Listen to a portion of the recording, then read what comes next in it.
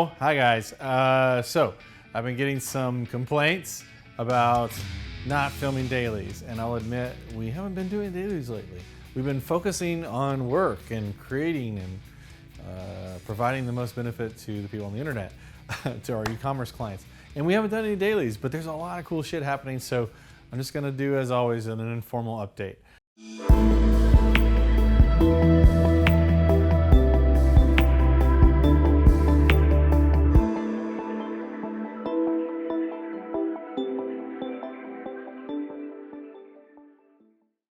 So first, you might notice, oh look, someone's at the door.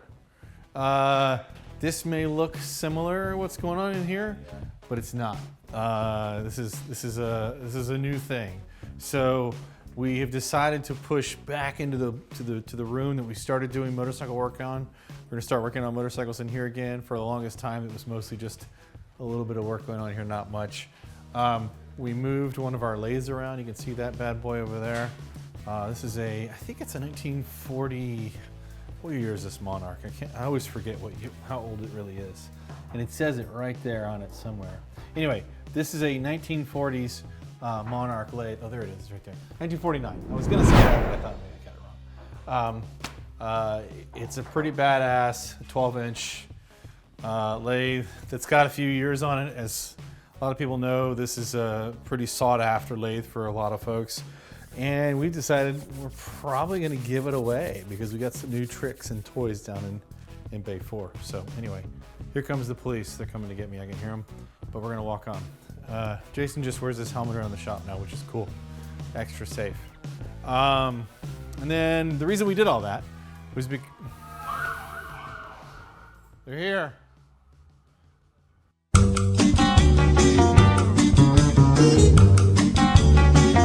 So the reason we did all that was to do this. Mostly, I just wanted a parking spot for my Porsche, so we needed this. No, the truth is, most of us started off doing motorcycles because we were, well, bicycles, then motorcycles because we were kids, and then back to cars when we were teenagers, and then back to motorcycles when we were adults. We could afford a motorcycle again. So anyway, we're going back to doing some more automotive work. This is my 2007 997 Targa 4S. And we did some videos, we shot some videos, we got some videos in the can of this car. This is the cheapest 997 that's not been totaled in the world. Believe it or not, I paid $3,700 for a car. I've now put 1,000 miles on it. It's got some leaks in the glass roof, which might seem like a pretty minor repair. But as I was just looking through the Porsche workshop manual, I've already gutted the interior on this thing. It's all kind of sitting on the bench over here. It's extremely intimidating, and I had that all too familiar feeling while looking at the manual that, oh my God, it'll never go back together. It'll never be the same. I've already screwed up. But in truth, I had to do it. The roof was leaking water into the interior, but now I have to pull the whole roof section out to get it to repair it properly. As per usual, things feel like they're never gonna go back together again.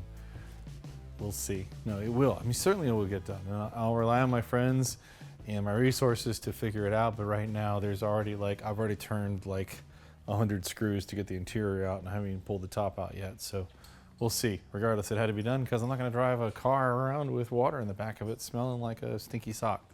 But the point is, we got this new lift, which I'm super stoked about. I'm 6'2", so this is important to me. Being able to step up underneath this lift. And this arm, you'll see in the other lift, we'll go over there in just a second. It's not this way. So we ordered this lift from Nussbaum, which, you know, the sticker's still on there. They're not a sponsor yet, but they better be a damn sponsor soon because I'm gonna start talking a lot about this lift. It's a much nicer quality piece. It's an American-made lift compared to the cheap Chinese one we had before. We still have, it's over here, which works just fine for home use. In fact, I wouldn't even dog it out. It's like maybe $3,000 or $2,500 we paid for this to have it installed at one point. But this is the thing, right? Like this, I've hit on my head on this so many damn times. Chris says it's fine. What's the problem? Yeah, I don't see the big deal. I just keep hitting my head on it. And so, and just getting up, being able to lift, to stand up underneath a car and not have anything drag on your head is so awesome. Whatever, I'm a prima donna now. That's what it is. Chris is working on a pretty special project. I'm talking about? What is this thing? It's a 55 Chevrolet Nomad, and I think it's the original owner, second owner. He was the original owner, Yeah. right? And it's a pair of buddies of ours that has this car. That's right. That they started the restoration process like 3 or 4 years ago, and let's just say it hasn't gone well, like a lot of very expensive restoration projects. But it's a really cool car. The guy that owns it has a huge sentimental attachment to it, which is why he underwent the restoration, you know, the big R word. And it's got a lot of really cool stuff. The first shop that started working on it installed an Art Morrison full aftermarket Roadster Shop chassis. It's badass. If you can't tell, Ford 9-inch LSX. It's a LS3. LS3, that's right. 525 horsepower. Very aggressive, stated tune LS motor, and the transmission. Yeah, automatic. 480. 480E. Yeah. Automatic computer controlled transmission. It's got air conditioning, power steering, rack and pinion steering. Obviously. Yeah, some really cool stuff. It's a very different car. You can tell from underneath here, I mean, this is a custom modern car, but on top it just looks like a 55 Nomad that, you know, needs some finish work. So to me, we've talked about whether or not we do want to talk about this on camera.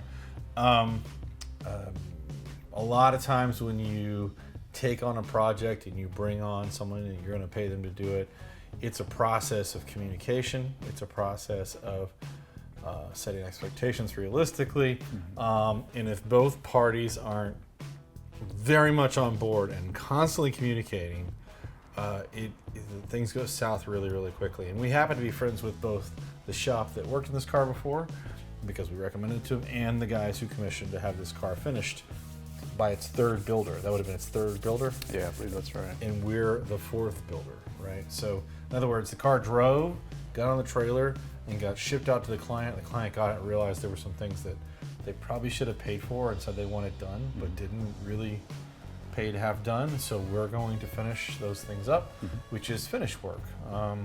There were some pretty glaring things left undone, right, that had to be finished for the car to be safe, frankly. But there's some really good work that's gone into it. Yeah, exactly. Sorry, I do all the talking. The first shop that did the work, they kind of set the expectation of building a SEMA quality custom car. That's why it has the badass chassis and power plant. And it was going down the path of being something amazing, and then that shop closed down. And then that's when another shop got involved to pick up the pieces. And whenever a workshop tries to figure out what another shop did, it's just a lot of unknowns, a lot of trying to figure out what's been done and what needs to be done. And I think that's where the real issues started, because it looked like it was closer than it was. And people that usually pay a shop to build a custom motorcycle, build a custom car, they're doing it because they're relying on professionals to steer them on the project. They don't have a strong understanding of every nut and bolt. So there's often that disconnect between someone that's, you know, way down the rabbit hole of what it takes to build a car like this versus someone willing to pay for it. Yeah. And that's where the real issue started with the project, and that's where I think one of our strengths is we have a lot of varied experience, and we tend to over communicate. I think what Chris is saying is that, whether you guys know this or not, Chris and I have been friends for like going on 30 years, is that we've made so many mistakes in not communicating enough expectations and costs and lots of things that we now know that the real challenge is communication and keeping up with the client and the project, not just doing the great work, because world-class leaders, world-class work can be completely cratered by some not so world-class communication. So anyway, this is boring. No one wants to watch this, but regardless, we're just trying to say this is a cool car. We're really proud to be involved in finishing this car, so it can be driven really, really hard. Like you said, we're just doing finish work. Most of the work on here is really good. There's just a lot of little details like rerouting the parking brake cables and double checking fasteners, fixing the brakes, making new exhaust, Seat belts. some wiring, adding seat belts. Some windshield wipers, things like that. We want to make it past inspection and also be safe for the client. So And man, the exhaust that was put in, that was spec for this thing was like Way too loud. Yeah, it sounded like a funny car. It was so loud, and it didn't need to be. So we're gonna fix that too.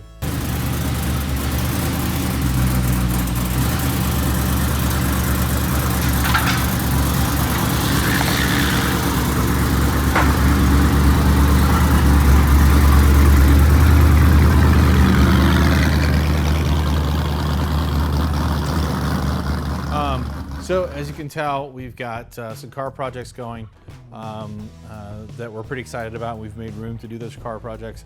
Don't worry, we still have more motorcycle projects than we have car projects. That's for damn sure. And we're gonna continue to share that stuff. Go check out our website. We've got some new how-to videos coming out. Obviously, we've been giving away a bike. I don't know if you guys have noticed that. We're giving away several bikes. We're gonna start to give away things more often as we can't really commit to the projects that are out there. Hand-Built Show is on for 2021 or 2022. God, what year is it? 2022, Hand-Built Show is going to happen. So April 1st, second weekend of April, April 10th, 11th, or 9th, 10th, and 11th. Go ahead and make your travel plans. I promise we're going to have the show this time, come hell or high water. Look for updates coming to you soon. Thanks for watching. Now's the time of video where most people ask for money or donations or whatever. I'm not going to ask you for that. What I'm going to say to you is, if you want to see more videos and you want to learn more of what we've learned, and you want to see a deep dive into a lot of these topics, go to our website and buy something. We sell everything from motorcycle gear, helmets, motorcycle parts, specialized tools. We sell lots of things, and they've all taken us years to figure out what the best stuff is, and we figured it out. So go to revivalcycles.com. There's some really good stuff there. Everything from like kick-ass hand grips from Posh to Radiance LED lighting and everything in between. We want to teach you what we know, but this stuff takes time and it takes real effort to make these videos and make them good for you guys. So go support us by helping yourself to the cool stuff you already need. And it helps us because we make a little bit of profit and then we can justify doing more videos. Thanks for your support.